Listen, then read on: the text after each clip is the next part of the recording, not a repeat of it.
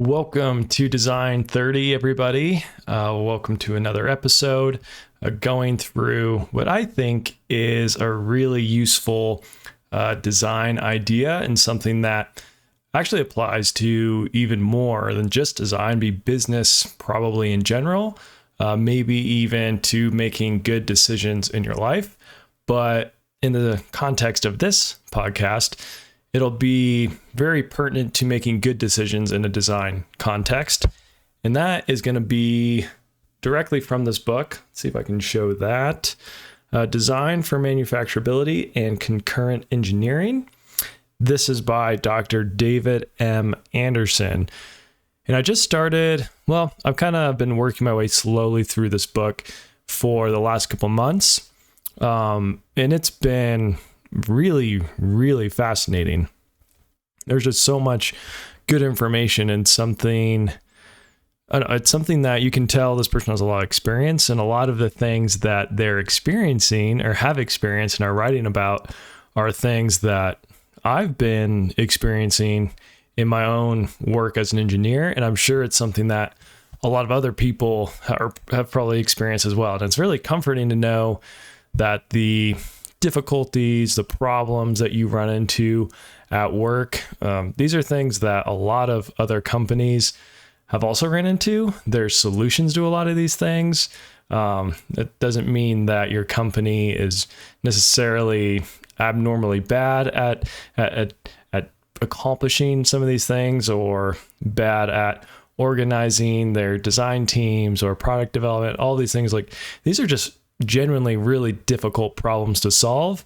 And there's a reason why there's so many books out there about these different design ideas, design concepts, ways to organize your engineering teams, your R&D teams, ways to interact between a design team and an engineering team.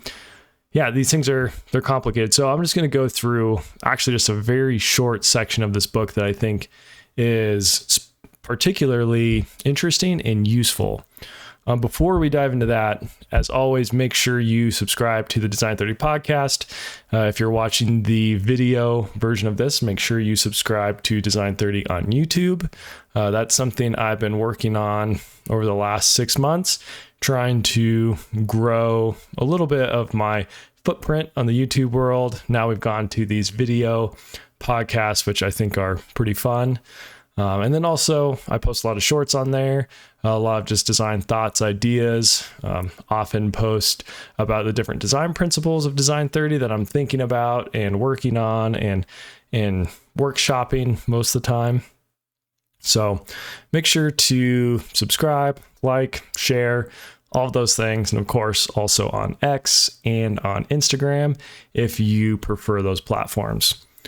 So let's actually dive into this section, this very small section of this book that I want to start with just reading a quick passage, and then we'll go from there kind of discussing this design idea. So it says, the title of this is Realities About Design Constraints.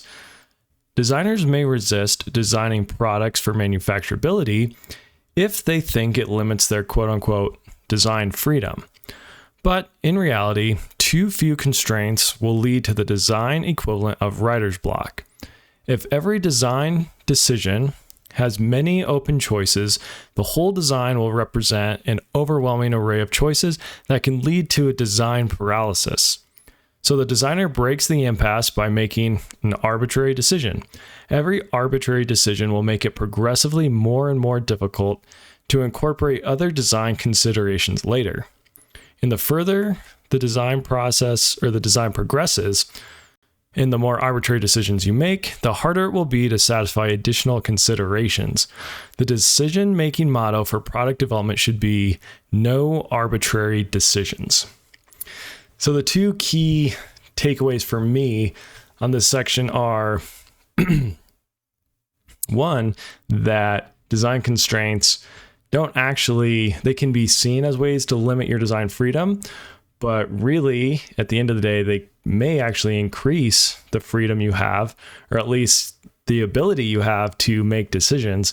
And if you don't have these constraints, then you're more likely to just make an arbitrary decision, right? We're all going to be up against pretty aggressive timelines. No matter where you work, you almost always have aggressive timelines, right?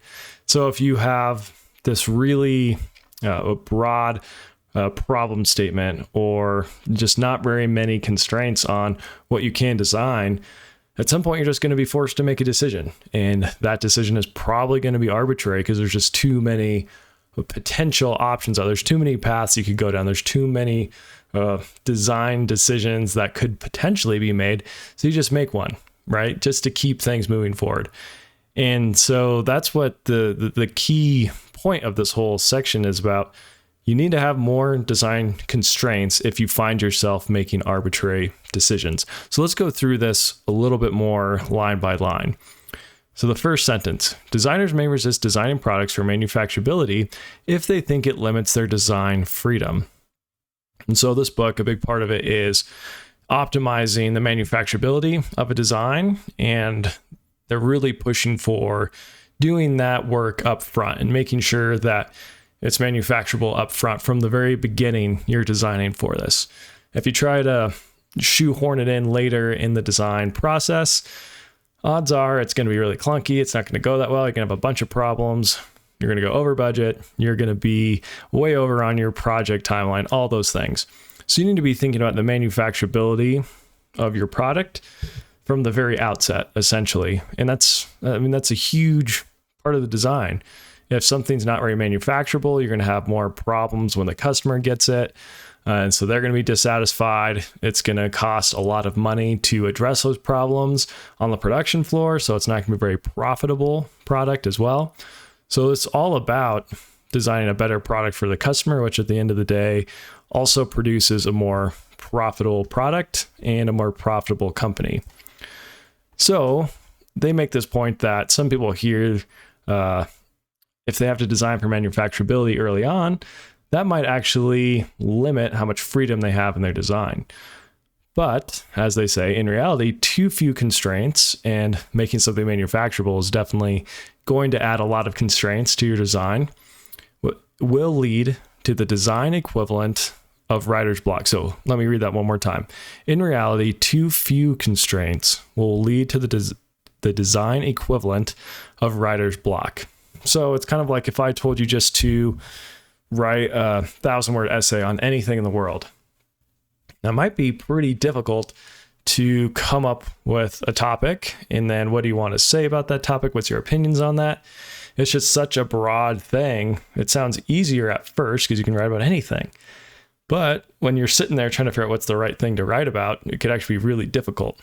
But if I told you something very specific, that you need to write, let's say, a 1,000-word essay on why you think nuclear energy, modular nuclear reactors will be beneficial to small cities in isolated parts of the country.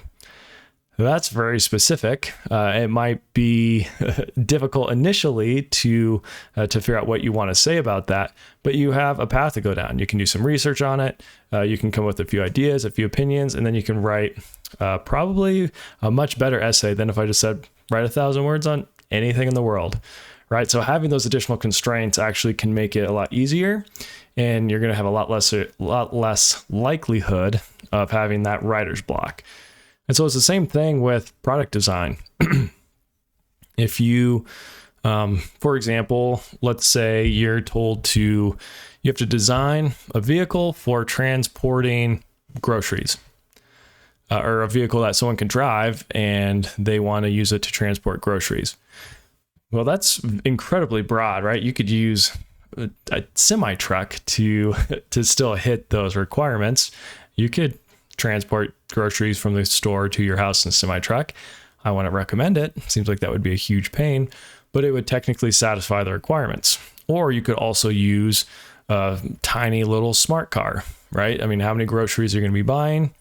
It doesn't specify. There's no constraint on that. So a solution could also be a smart car. So you can see how there's just such a broad spectrum of solutions here that it's going to be really hard to make a decision, because how are you going to know which one is correct? How do you know which one is going to be the best possible solution, or at least a good solution? So let's go on to the next sentence. If every design decision has many open choices, the whole design will represent an overwhelming array of choices that can lead to design paralysis. So the designer breaks the impasse by making an arbitrary decision. So again, going back to this problem statement of a vehicle that can transport groceries, it's so broad that it's going to be really hard to make a decision, right? So this is where you hit that design paralysis, and inevitably you're going to get pressure on your timeline of that. We have to get moving forward. We have to get moving towards the next phase. We need to get moving into the design phase. So you're just going to make a decision, right? So you might say, okay, we need a vehicle to transport groceries. Electric vehicles seem to be in, so let's make it electric. You want to throw groceries, maybe you want to just throw them in the bed of your truck, so let's make this an electric truck. We don't really know how big or how many groceries we want to transport, or what they're, is it just a single person? Is it for a large family? Don't really know. So let's make it this really big truck, and let's make it potentially really heavy as well, so that it can, just based on the size, it can carry a ton of groceries. That's not very maybe realistic, but you're under pressure. You just have to make a decision. So now all of a sudden you're designing this vehicle that is massive. It's electric, has electric motors. It's an electric vehicle. It's also a truck, so it's got a large bed on it. And is that actually something that is going to serve this customer well? You don't even really know who the customer is, right? Those are constraints. When you have a voice of the customer, you have a market segment that you're going for, the geography of where this thing is going to be used. Those are all constraints that are going to help you make a better decision about how to design this product. And if you don't have them, you don't have those constraints, you might make really poor decisions. And then once you start testing it, like they're saying, you start going down this path of just making arbitrary decisions, almost 100% of the time, you're going to be getting farther and farther away from a good solution.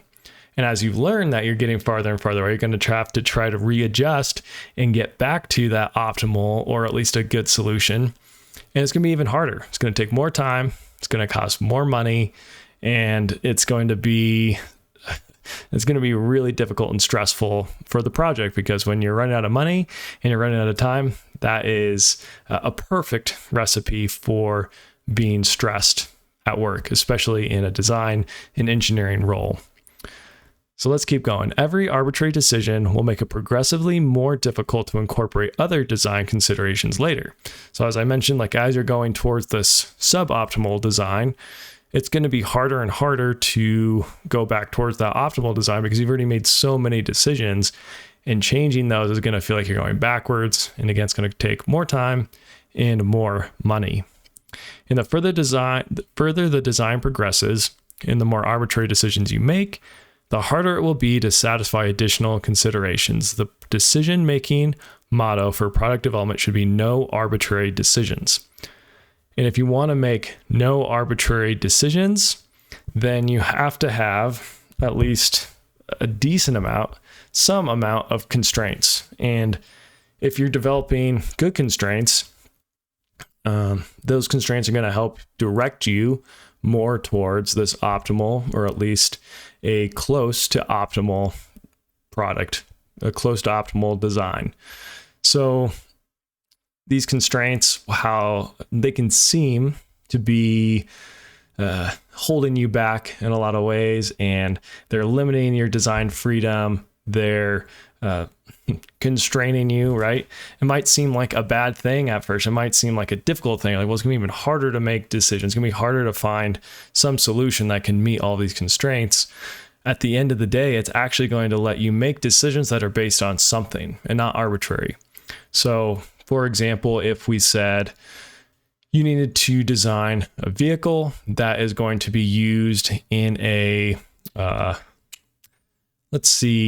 used in a location where there isn't the infrastructure yet for electric vehicles, and these are people who are going to be driving through Potentially, let's say bad weather, snowy weather. So it's kind of a rough climate. It's a place that doesn't have a lot of infrastructure. And these people need to be able to transport a lot of groceries because they live, let's say a long ways away from the grocery store, I should say 60 plus miles from the nearest grocery store. So if you're designing a vehicle for that, you're going to be making much different decisions. You're not going to go electric because you don't have the infrastructure to support it. And people aren't going to want to buy that coming in that market segment, right? You're going to need a vehicle that does well in all sorts of different weather conditions. And you need to be able to hold a lot of groceries because they don't want to go to the grocery store every day or probably not even every week. They live so far away. So this could be a truck or a large SUV. It's most likely going to be a gas or internal combustion engine of some sort, gas or diesel. So that right there just makes it so much easier to start making decisions and to start making good decisions that you're not going to have to go back and change later on in the design process. So as you may have already thought about, a huge part of this is determining good constraints. Because if you have bad constraints, then you're obviously going to be making bad decisions. So your decisions can only be as good as the constraints that are constraining that decision-making space, right? Your solution space. So it's really important to have really well thought out, well researched, and well understood constraints, which means you need to understand your customer. You need to understand the market as a whole. You need to understand what your company is good at. You need to understand what your stakeholders are asking for and what they expect from you as a design team, as a product development team. And if you have a good grasp on those things and put in that front end work to figure those things out, you're going to develop good constraints, which will then lead to a situation where you're not going to be making arbitrary design decisions. And at the end of the day is going to allow for a lot more efficient and a lot more productive product development process. And you're going to have a lot higher likelihood of being on time and being under budget on that project. That's what we all want at the end of the day, right? That's how we're going to impress our bosses. That's how we are going to have less stress in our jobs, less stress at work, and really get a focus on the fun design part and less on the project management, getting all bent out of shape about being over budget and being behind and having to make up time and getting caught up in cost reduction efforts for months or years on end, right? Those are things that if you're like me as a designer, as an engineer, that's not exactly where you find the most excitement. It's not why you became an engineer. You want to create and design new products that serve customers and that are cool, new, fun, innovative technology, right? So that's about all I have for this episode. Again, this book is called, let's see if I can show it on the screen here, Design for Manufacturability and Concurrent Engineering. And that is by Dr. David M. Anderson. I will almost certainly be doing many more episodes on this. It's a really, really good book, really interesting. Highly recommend that you go out and buy it. So I'm going to leave it there. If you have any questions or comments, please, as always, reach out, whether that is over email or over social media. Would love to hear feedback. Make sure to rate and review the podcast if you can. If you're on Spotify, please give a rating. I'm trying to get that rating up and my numbers up on that. So that would be very helpful and a great way to support the podcast. As always, remember, design more, despair less. Thanks for watching.